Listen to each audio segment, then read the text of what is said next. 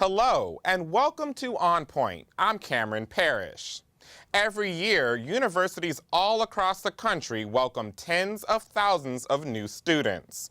According to College Atlas, 30% of them drop out after their first year of college. We asked CSUN freshmen what challenges they have faced so far, socially and academically. My high school prepped me a bit for college. I took college courses in high school, so it wasn't much of a change. It's just getting used to living at the dorms and managing my time here. Pick up soccer with some friends, working on short films and stuff that because I'm into film. So I'm taking my free time and using it in a productive way. It's been pretty good. It's challenging. It's very different in the social aspect of high school. It was a really great opportunity, still planning my own schedule around my different classes, and so it was a pretty smooth transition. Still hard because it's a whole new level. CSUN offers University 100 classes dedicated to the freshman journey and preparing new college students for success. The goal of the classes is to introduce new students to the college environment and act as a guide or point of reference. CSUN University 100 professor Dinah Newcomb explains. No one knows if they need the class or not, so I think it benefits everybody, even if students are way ahead of the game, because those same students might not have not gone to the health center without being in this class. So I think it benefits for everybody. I think it benefits everyone, but I don't think it should be required for everybody. I think it should be required for certain people, but it's hard to kind of weed that out. We go to the career center, we go to the health center, they take tours, they do hands-on activities, so things that they wouldn't do unless they really have to go there. So it kind of forces them to do that, to take the time to actually visit these places. I've worked with freshmen for over 8 years, advising them. So it was really hard for me to come up with a challenge, because the challenges that I'm thinking of, I see it in my juniors and senior classes as well. But I would say getting more of participation with the students. I still get a good amount of participation, but overall in class, so I just end up breaking them into smaller groups and then larger groups. But I've realized that maybe it's because they need to think about the question versus having to force them to give me an answer right away. So I would say that would be more of a challenge, but I see it all across with juniors and seniors as well. There's a lot of expectations from the professors that you must be at this writing level, you should be on time, all the habits that you have should be at a college level. But that's what this class is about, to kind of help them with the habits, how to write emails, how to visit professors' office hours, a lot of what's not understood. Due to low graduation rates, colleges are beginning to focus and develop resources to keep students in school from their first day of college until graduation. On Point's Lauren Turner Dunn has more on what CSUN does to make this transition easier. Thank you, Cameron.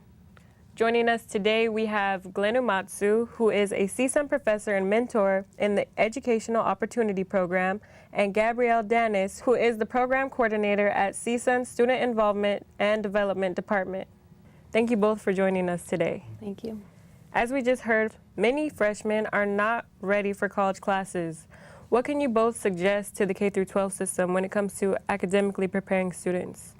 Well, I don't think it's the main responsibility of K-12 system. I think they need to focus on their own responsibilities, but I think that college professors actually have to know that students who come in as even good students from the K-12 system actually need to be prepared on academic expectations and also the college culture. So I think the main responsibility is on us in the college system. Gabrielle? I think what's different and difficult for students coming into college is the fact that so many different institutions have different requirements and different academic expectations. So going off of what Professor Omatsu said, it is important for the institutions to establish what is expected of the student when they get there, so that way the student can be best prepared for the rest of the years that they have at that institution. And researchers have identified a problem from when students actually graduate and intend to enroll in a university or college, and they call it the summer melt. Are you familiar with it? Yes, summer melt sometimes keeps students from going into institutions or going directly into college from high school. So with that drop off, it does potentially affect institutions and how many students they take in, how many students they receive. And it's also important for the institutions to be reaching out to students to make sure that they want to continue their education within the post-secondary realm. Based off of what she just said, do you think there are any ways that CSUN has solutions to this issue? Yes, I think, the Educational Opportunity Program, actually has several practices that the rest of the university has actually, seen as more model programs. We have what's called a summer bridge program. It began as a standalone 6-week program where students took classes for academic credit. Now we actually have expanded into long-term learning communities. So students, for example, that I teach in the summer actually stay with me for a year and a half on taking additional classes from me.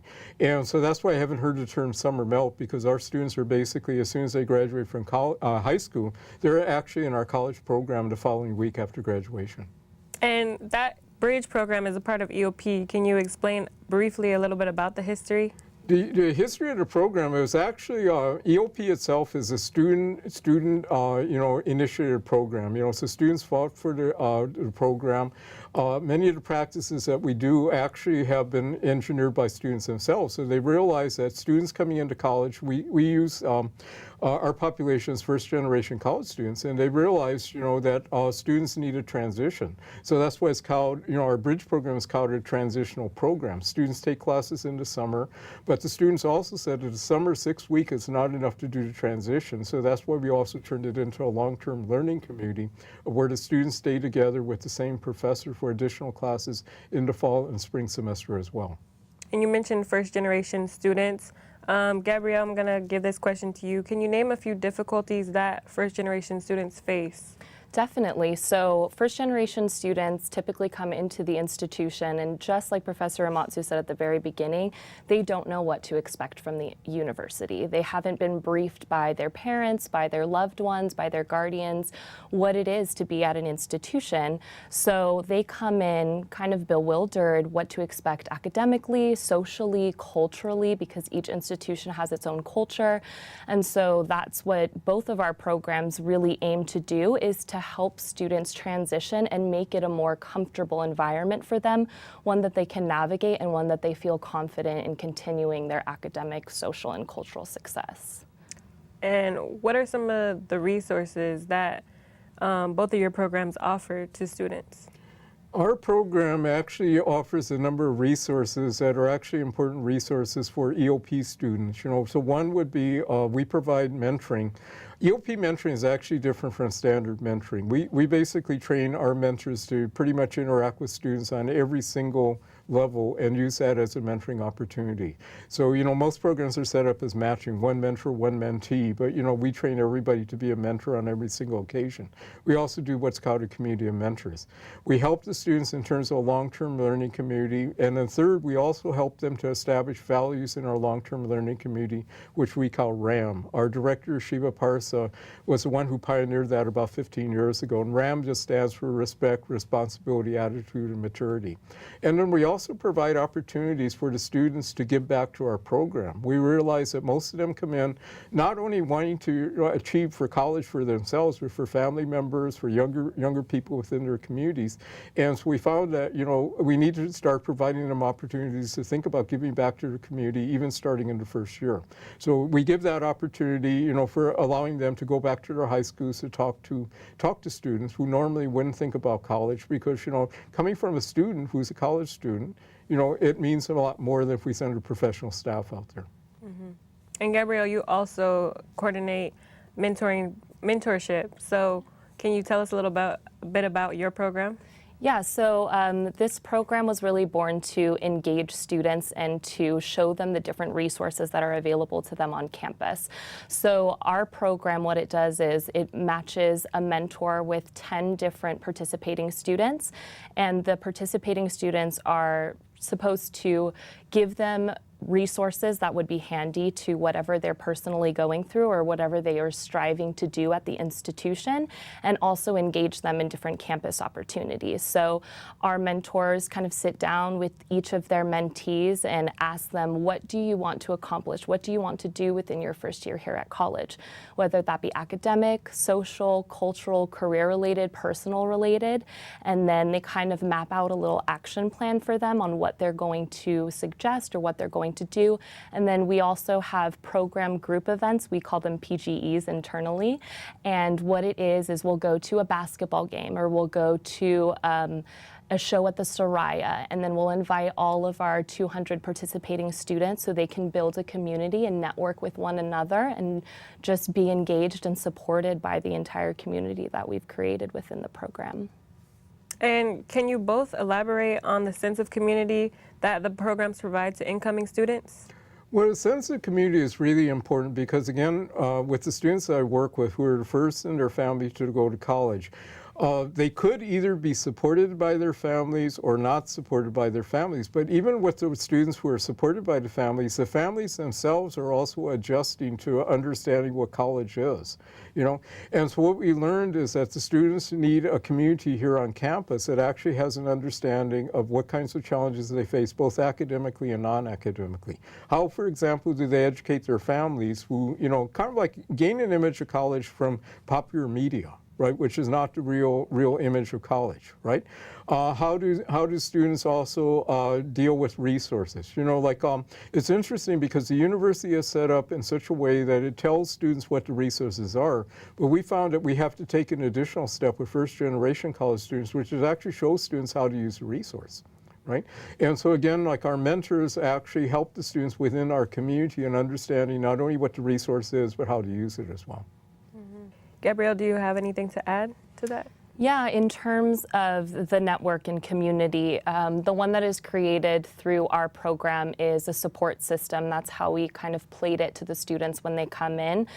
They're told about the resource during new student orientation about our program, and we say this is good for students that are coming in, don't know what to expect about the university, and we'll create a community for you, individuals to get together, network with, have fun times with from the very beginning, from the get-go. Within 6 to 8 weeks of them getting to college, and start creating that network and support system of individuals who can just be there for them, either on an individual level or an entire program level, and just get them involved from the very beginning. So that's how supportive it is in our program. And can either one of you tell a story about a freshman who is struggling and how important it is to have a mentor? Yes, you know, like, and again, this goes back to, like, you know, DOP approach on mentors, because we have mentors who are former EOP students themselves who have gone through, like, the Bridge program. And so a lot of times what happens is the mentor actually realizes that a student is having difficulties before anybody else, even the student, realizes what the difficulty is. Financial difficulties, or, you know, difficulties on even asking for help within a classroom, right? You know, and so this becomes really valuable because the mentor basically can use their own experience of being a freshman themselves and anticipating different things. I had an interesting discussion in my class today because, you know, this, we're almost on our 10th week, and this is a time when a lot of first-generation college students think that college is too hard and they think they're giving up on some classes. So actually, you know, like I had the mentor talk about, you know, that they felt that way. They're now a successful student, but when they say that, you know, then the student realizes if they're facing that kind of like difficulty, it's not unusual. All students go through this, and they're more likely probably to ask the mentor how they got through that particular situation. On our website, we actually have a lot of different student testimonials of how great the program has been thus far. Our pilot program started last spring semester, so we're a fully blown program this year. So we're fairly new, but last semester we have a lot of testimonials of students saying that they would probably have dropped out of school by now had it not been for their mentor and had it not been for the support of the program, because they had yet to make connections, they had yet to get involved, and this program exposed them to different types of individuals, different types of events that happen on campus, and have really supported them and motivated them to complete goals that they have, whether it's switching to a different major, joining a club, getting to do volunteer work with a specific department, or through the Matador Involvement Center, whatever it may be. So students have raved about it, and that's what's been good so far. You mentioned that CSUN is different from the universities that are exposed in the media. So can you name some of the differences? Well, you know, see, that becomes an interesting question, because usually when you say about what is college life and you think about TV shows and, you know, movies, what you see is students having fun, right? You don't usually see stress, right? You don't see students taking final exams. It's more like the fun kind of like part. And unfortunately, you know, when students come into college in our summer part of the program, we actually have that discussion. What do you think college is going to be like, right? But that's also the picture that a lot of the families who are also, you know, families of first-generation college students have. And then it's kind of like up to our program as well as the students to educate the families about what the reality is. The students learn really quickly that that's kind of like a myth, right? You know, that college is actually about hard work. It's about, you know, joy of learning about different kinds of like things, using resources. But families have no idea that that's what actually college is all about. Mm-hmm. And do you have a perspective of how the media is different from what CSUN is actually like for freshmen? Yeah, so the interesting thing about universities, and I even thought so coming in as a student here, that the university is a microcosm of the bigger world, which essentially means it's kind of like a small city.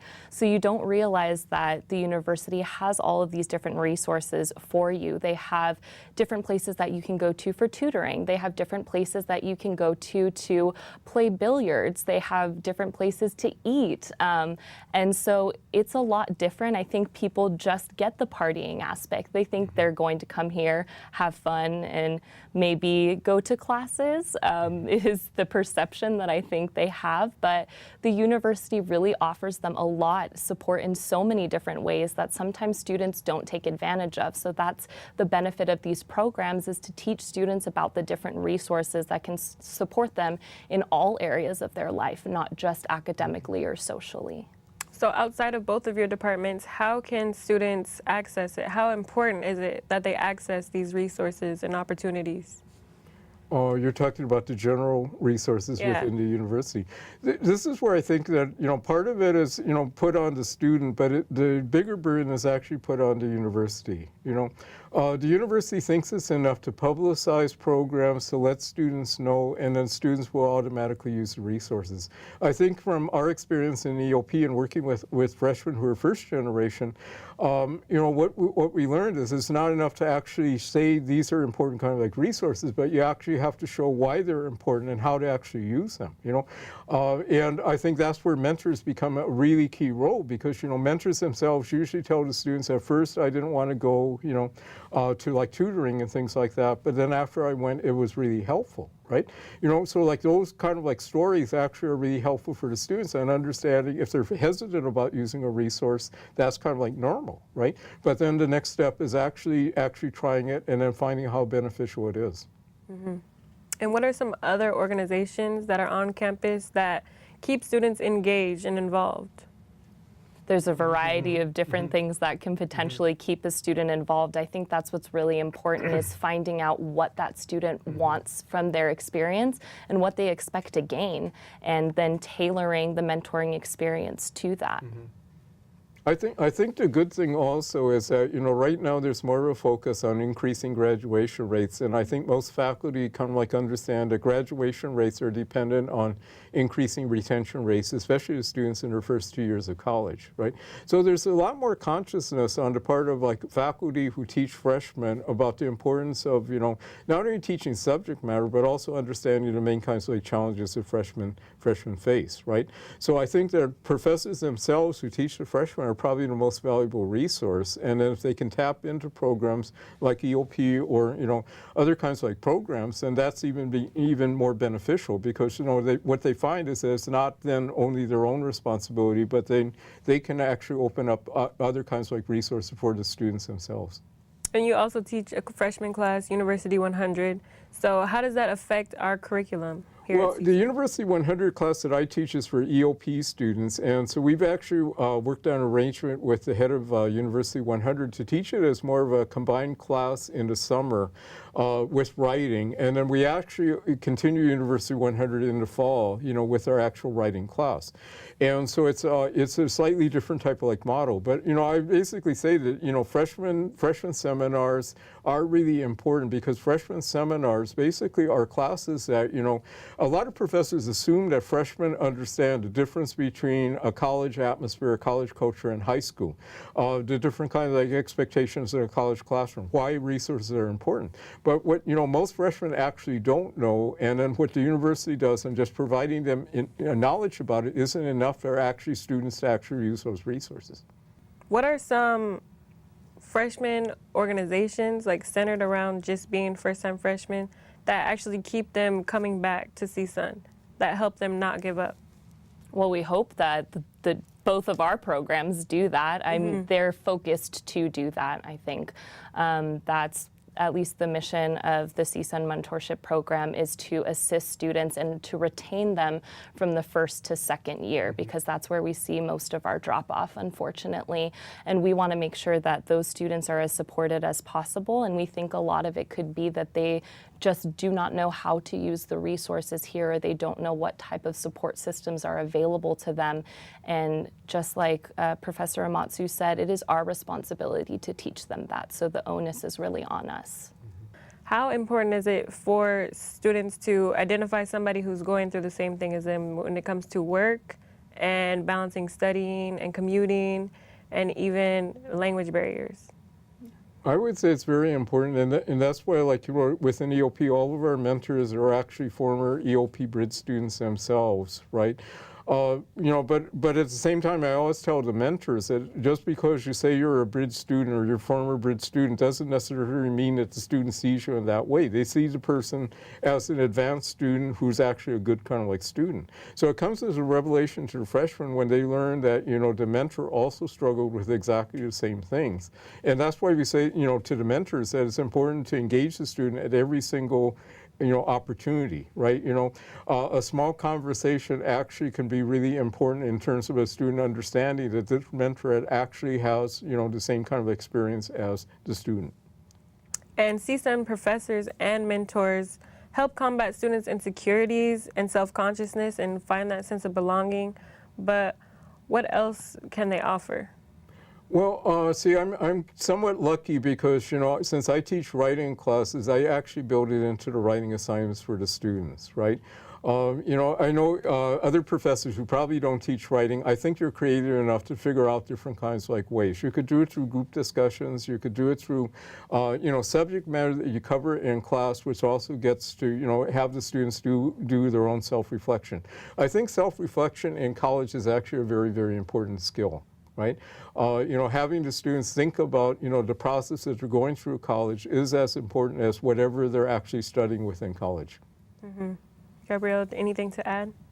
No, I think Professor Omatsu said it very well. I mean, he's personally a faculty member, so he knows more about the faculty resource and inside the classroom. But yeah, it's important just to make sure that you are making connections to the student and making them relevant, so that student feels validated and therefore feels a sense of belonging to the institution. So in whatever capacity they can do that, whether it be through their academics or through social activities, we want to make sure to stress that.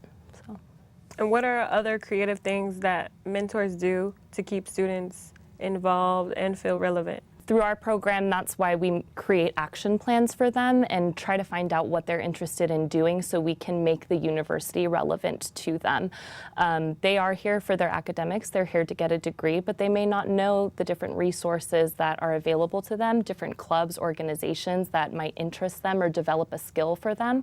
So we want to see what they want out of the university experience, and if they're not sure yet, then we'll develop that with them and kind of explore and give them different opportunities, so then they can maybe grasp onto something and take that and run with it. So, is there anything more that CSUN can do when it comes to students entering and staying and graduating from CSUN? and then continuing on? Well, again, I think it's a point that we stressed at the beginning. It's more understanding that the problem is not within the student themselves, but more embedded in the institution. So the institution needs to do more. Like what, for an example? For example, you know, like one of the things that probably could help a lot is if, like, in the university understood that, you know, like having more mentors, you know, to help the students would actually be really valuable. Mm-hmm. For you? I think the institution should stress the fact that completion is important, whether it be completing in 4 or 5 or 6 years. Just completing the degree is important. I think keeping students at the institution is what is really going to matter, and you know, getting that bachelor's degree opens an entire world for a student. And I think students recognize that, but sometimes they lose intrinsic motivation, which is motivation that they're gaining internally for reasons that they want to continue their degree. So we see a lot of drop off for that reason. And that's why it's important to inspire in students, why do you want your degree? What is it about your degree that is important to you? How do you see yourself in 10 years? So that way they have that as a motivating factor for them, and that can keep them going to get their degree and beyond, hopefully. Well, thank you all very much for joining me today. Thank you. I was 0.5 credits away from completing high school, and I didn't do it. My support team never stopped pushing for me to be better because they knew who I could become as a person.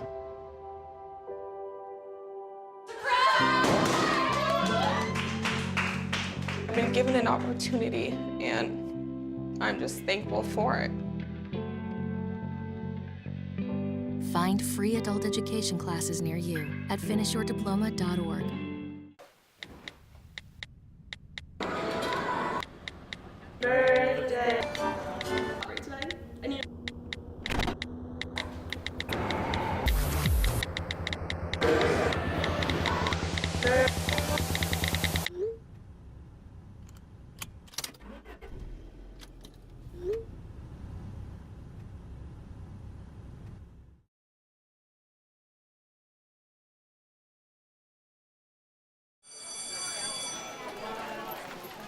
Come on, let's go. Just a minute, I gotta finish this. Wait, you're gonna post those pictures of Mary? Yep. She thinks she's so hot. But her mom and dad will see them. Her grandmother, her little sister, everyone she knows, it's gonna kill her. Who cares? Just a couple of pictures. It's no big deal. No big deal? Don't. This has gotta stop.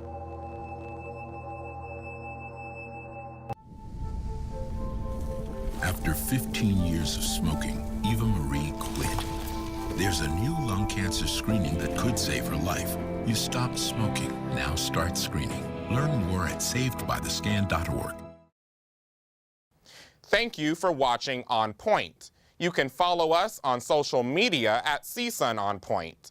You can hear us on KCSN 88.5 FM on Sunday mornings at 5:30. You can watch us on Santa Clarita Valley Television on Sundays at 5 and on LA 36 at 8:30 Friday mornings. For all of us here at On Point, I'm Cameron Parrish.